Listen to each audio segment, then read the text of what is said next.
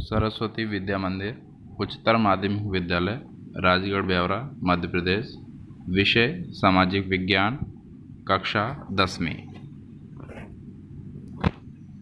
हम पढ़ेंगे अध्याय 3 भारत में उद्योग। भारत के विशिष्ट उद्योग एवं उनका वितरण। इसमें सबसे पहले हम पढ़ेंगे कृषि आधारित उद्योग। जैसा कि हम सभी को मालूम है, भारत कृषि प्रधान देश है, जहाँ पर ज़्यादातर पैदावार गेहूँ, चावल, मक्का, गन्ना, कपास आदि की होती है। इन चीज़ों का उत्पादन उद्योगों में कच्चे माल के रूप में किया जाता है। जैसे गन्ना को चीनी उद्योग में, कपास को सूती वस्त्र उद्योग में कच्चे माल के रूप में प्रयोग किया जाता है। कृषि मूल्य संवर्धन। बात करते हैं कृषि मूल्य संवर्धन क्या होता है। तो कृषि मूल्य संवर्धन से तात्पर्य है कृषकों के द्वारा ग्रामीण स्तर पर ही कृषि उपज को वह रूप व गुणों में परिवर्तन करके उन्हें और अधिक उपयोगी बनाना, जिससे वे स्वयं उन्हें अधिक कीमत पर बेचकर अधिक लाभ अर्जित कर सकें। इसी को हम कृषि मूल्य संवर्धन कहते हैं। बात करते हैं भारत में कृषि मूल्य संवर्धन की आवश्यकता क्यों पड़ी। तो जानते हैं कृषि देश का प्रमुख व्यवसाय रहा है, तथापि अनेक कारणों से देश में एक तो कृषि उत्पादकता कम है, दूसरे कृषकों की आर्थिक स्थिति दयनीय है, तीसरे फसलों का एक बड़ा भाग व्यर्थ नष्ट हो जाता है। जैसे फल एवं सब्जी उत्पादन में विश्व में भारत का द्वितीय स्थान है, किंतु कुल उत्पादन का लगभग 30 से 40% भाग नष्ट हो जाता है और कृषक को हानि उठानी पड़ती है। ब्रिटेन में प्रतिवर्ष फल व सब्जियों का जितनी मात्रा में उपयोग किया जाता है, भारत में प्रतिवर्ष उतनी ही मात्रा में फल सब्जियां नष्ट हो जाती हैं। इसी कमी को दूर करने का एक कारगर उपाय कृषि मूल्य संवर्धन है। इसके आगे कृषि संवर्धन के क्या लाभ हो सकते हैं। तो पहला, अधिक मूल्य की प्राप्ति।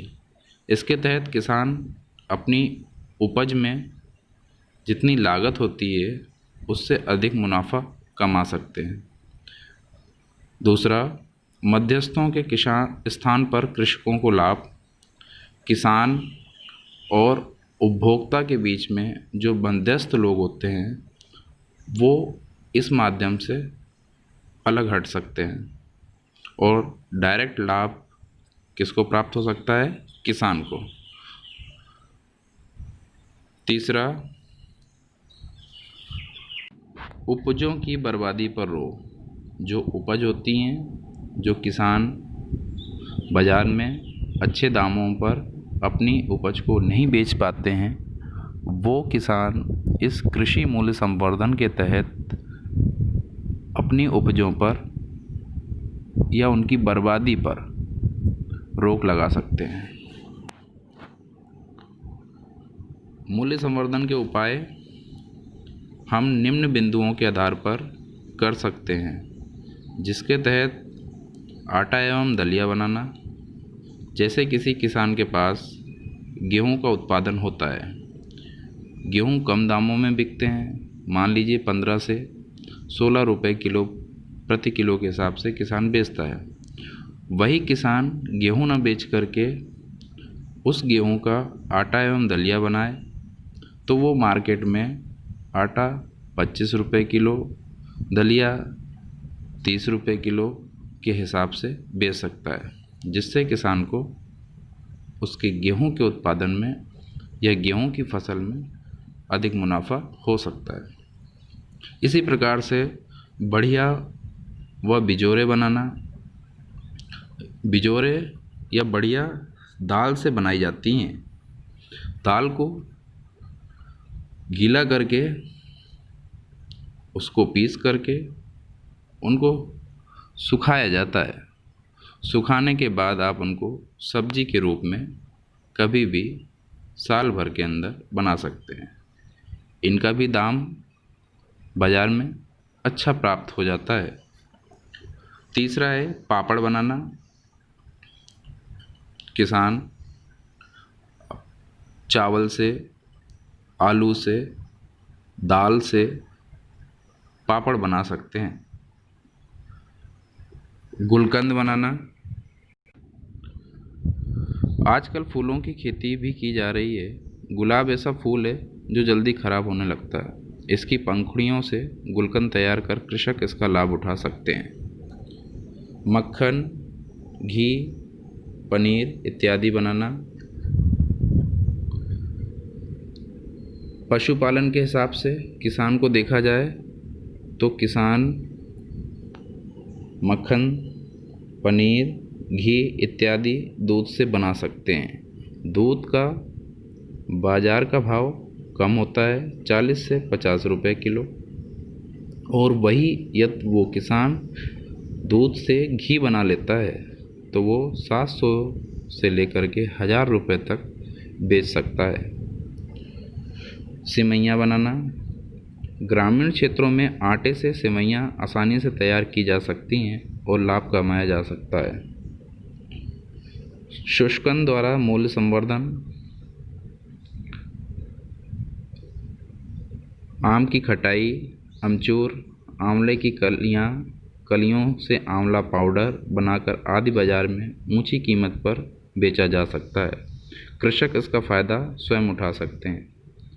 इसी प्रकार मिर्च को दही या मसालों में मिलाकर सुखाई गई मिर्च की भी बाज़ार में काफ़ी मांग है। चिप्स बनाना। किसान भाई आलू, केला, अरबी, शकरकंद इत्यादि से चिप्स तैयार किए जाते हैं। आलू जो कि 10 रुपये में 1 किलोग्राम है, चिप्स 10 रुपये में 100 ग्राम मिलते हैं। इस प्रकार देखा जाए तो वो 1 किलो आलू से 100 रुपये की आमदनी कर सकते हैं चिप्स के माध्यम से। सॉस, केचप व चटनियाँ बनाना। खेत में विभिन्न प्रकार की सब्जियाँ उगाई जाती हैं जिनसे सॉस, केचप व विभिन्न प्रकार की चटनियाँ बनाई जाती हैं। इनको तैयार करने में लागत बहुत कम आती है, किंतु इनसे अच्छी कीमत प्राप्त होती है। उदाहरण के लिए हम समझते हैं टमाटर से सॉस, केचप व प्यूरी, मिर्च से चिली सॉस, चटनी आदि तैयार की जाती है। और आखिरी में अचार व शरबत बनाना। अचार भी बना सकते हैं हम और शरबत भी बना सकते हैं। शरबत नींबू, आम या संतरे आदि की फसल यदि होती है तो उससे हम शरबत बना सकते हैं। और अचार जैसे किसानों के पास आम या केरी, आंवला, मिर्च, नींबू, जिमीकंद, कटहल, गोभी, मूली, गाजर आदि बहुत सारी चीज़ें उसके पास होती हैं जिसको वो मिक्स अचार तैयार करके बेचकर अधिक मूल्य संवर्धन के उपाय के तहत हम इन बिंदुओं के आधार पर ये समझ सकते हैं कि कृषि मूल्य संवर्धन से फ़ायदा सीधे किसान को ही प्राप्त होता है। आगे हम पढ़ेंगे इसमें कृषि मूल्य संवर्धन हेतु कुछ सुझाव। कृषि मूल्य संवर्धन हेतु उपायों को क्रियान्वयन करना आवश्यक है। ग्रामीण क्षेत्रों में धन, शिक्षा, प्रशिक्षण, प्रबंधन आदि को पूरा करके यही कृषकों को कृषि मूल्य संवर्धन हेतु सक्षम बनाया जा सकता है। इस हेतु निम्नलिखित सुझाव ध्यान देने योग्य हैं। पहला, कृषकों का मूल्य संवर्धन संबंधित आवश्यक जानकारी उपलब्ध कराना, जिससे किसान को इस चीज़ की जानकारी हो सके कि वो अपनी फसलों से किन किन माध्यमों के द्वारा कृषि मूल्य संवर्धन के आधार पर फ़ायदा प्राप्त कर सकता है। आवश्यक प्रशिक्षण की व्यवस्था करना। कृषि मूल्य संवर्धन को बढ़ावा देने के लिए सबसे ज़रूरी है कि किसानों को आवश्यक प्रशिक्षण दिया जाए जिससे वो प्रशिक्षित होकर के अधिक आय प्राप्त कर सकें। तीसरा, वित्त की आपूर्ति। कृषि मूल्य संवर्धन में वित्त की आपूर्ति अति आवश्यक होती है। इसकी व्यवस्था किसानों के लिए सरकार को करनी चाहिए। तकनीकी सहायता उपलब्ध कराना, जिसके माध्यम से किसानों को ये ज्ञान हो सके कि वो किन किन फसलों से क्या क्या बना सकते हैं और उन्हें किन किन दामों पर बाज़ार में उपलब्ध करा सकते हैं। विपणन व्यवस्था का प्रचार प्रसार, और आखिरी में है, जैसा कि हम जानते हैं कि जब तक किसी चीज़ का प्रचार प्रसार नहीं होता है तब तक वह चीज़ बाज़ार में अधिक दामों में नहीं बेची जाती है।